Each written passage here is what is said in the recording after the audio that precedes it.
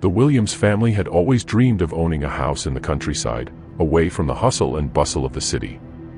When they stumbled upon a Victorian-style home at an unbelievably low price, they couldn't resist. The real estate agent assured them the house was simply underpriced due to its long vacancy.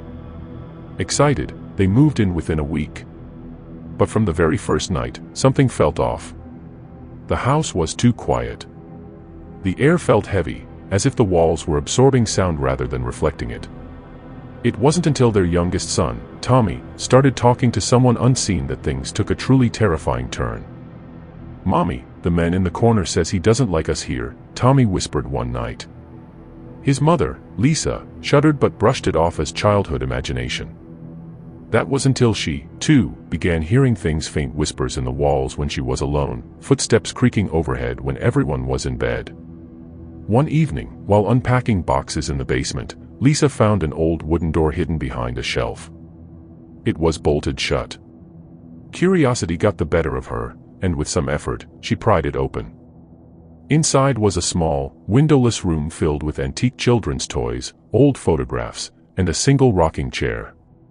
As she picked up a tattered teddy bear, the chair rocked ever so slightly. Convinced it was just her nerves, she called her husband, Mark, to check it out. But as soon as he stepped inside, a deep, guttural growl filled the space. The air turned ice cold. The light bulb overhead flickered and exploded, sending them scrambling out of the room. Mark nailed the door shut immediately. From that moment, the house seemed to breathe malevolence. Lisa started waking up at exactly 3:13 a.m. every night, drenched in sweat, feeling watched. One night, she turned to see a tall, shadowy figure standing in the doorway. It had no eyes, no discernible features except for a wide, unnatural grin. She wanted to scream but couldn't move. The figure stood there for what felt like an eternity before whispering something she couldn't understand. Then, it simply faded away. The next morning, Tommy pointed to the same spot. "Did you see him too, Mommy?" The man with the big smile. Desperate, Mark and Lisa began researching the home's history. What they found was horrifying. In the late 1800s, the house belonged to a reclusive doctor who was accused of conducting grotesque experiments on children from the local orphanage. It was said he lured them in with promises of food and warmth, only for them to disappear forever. When the town finally caught on, they stormed the house, only to find him hanging from the rafters of the basement, his face twisted into a grotesque grin. The hidden room. It was where he kept his victims. After a night of relentless torment, scratching noises from inside the walls, shadowy figures darting past their vision, and Tommy waking up screaming, covered in unexplained bruises, the Williams family decided to leave. But the house had other plans. As they packed, the front door refused to open. The windows wouldn't budge. Every light in the house shut off simultaneously.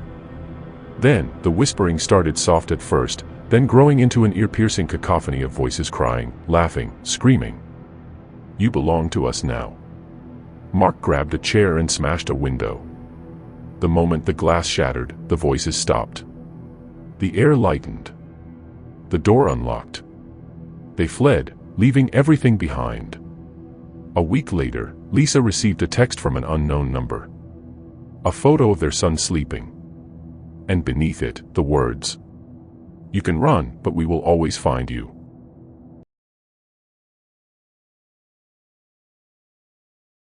The scent of fresh paint and newly laid carpet often masks the unsettling truths that linger within the walls of a new home.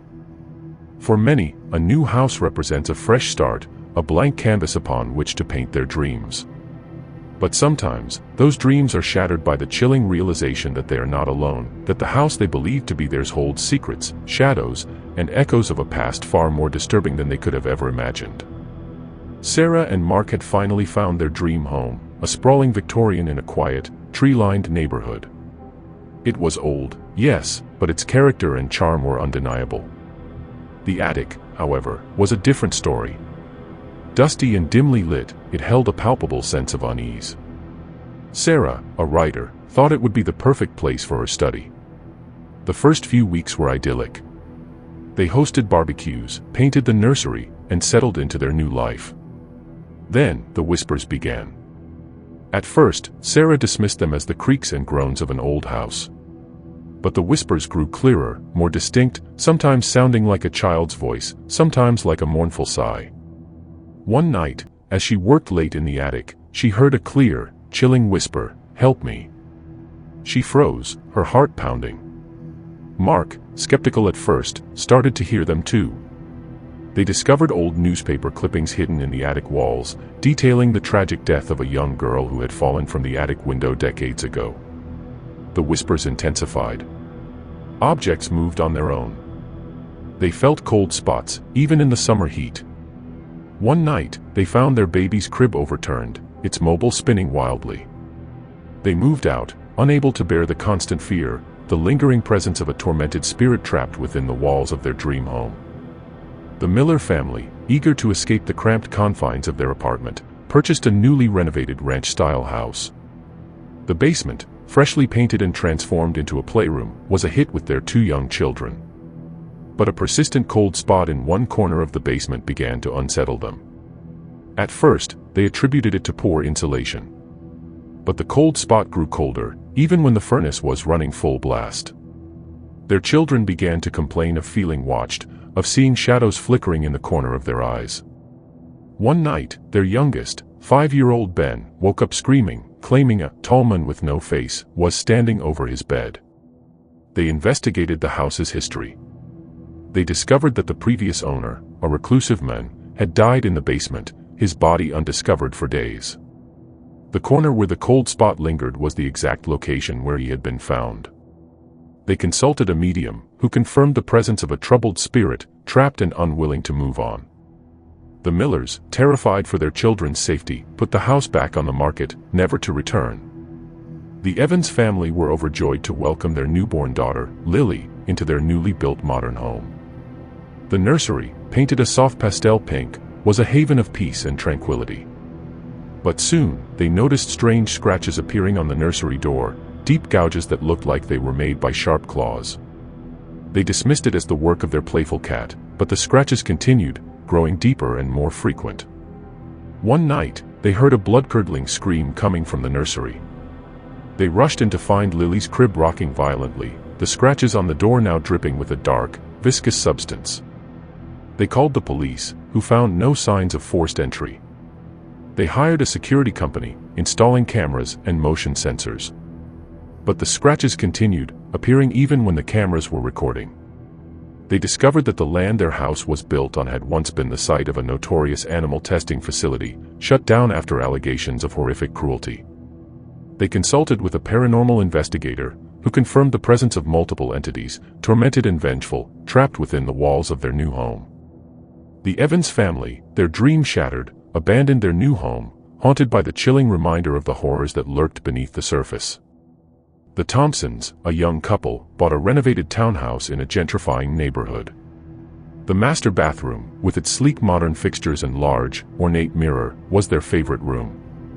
But soon, they noticed a strange reflection in the mirror, a shadowy figure that appeared when they were alone. At first, they thought it was their imagination, a trick of the light.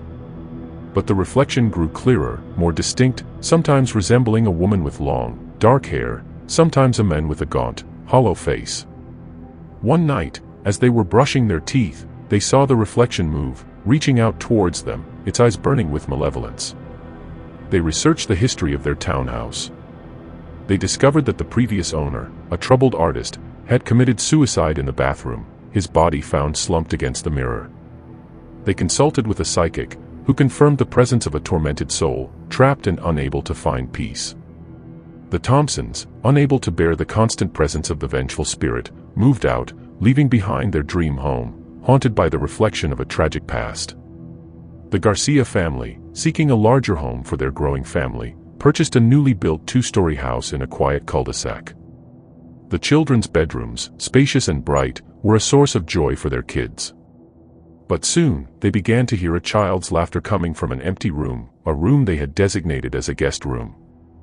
At first, they thought it was their children playing tricks. But the laughter continued, even when their children were asleep or away. One night, they found the guest room door wide open, the lights flickering, and a small, antique doll sitting on the bed, its eyes staring blankly ahead. They investigated the history of their land. They discovered that a children's orphanage had once stood on the site, a place where many children had died from a contagious illness. They consulted with a historian, who confirmed the tragic history of the orphanage, a place where the laughter of children had been silenced too soon. The Garcia family, their hearts heavy with sorrow, decided to stay, believing that the laughter was a gentle reminder of the children who had once lived there. They transformed the guest room into a memorial room, filled with toys and pictures, a place where the spirits of the children could find peace. These stories, though chilling, are not mere fabrications. They are echoes of real-life experiences, whispers of the unknown that lurk within the walls of our homes. They are reminders that the past is never truly buried, that the echoes of tragedy and sorrow can linger, haunting the present, and shattering the illusion of a peaceful new beginning. They are the disturbing truths that remind us that sometimes, the most terrifying horrors are found not in the shadows of haunted mansions, but in the comforting familiarity of our own new homes.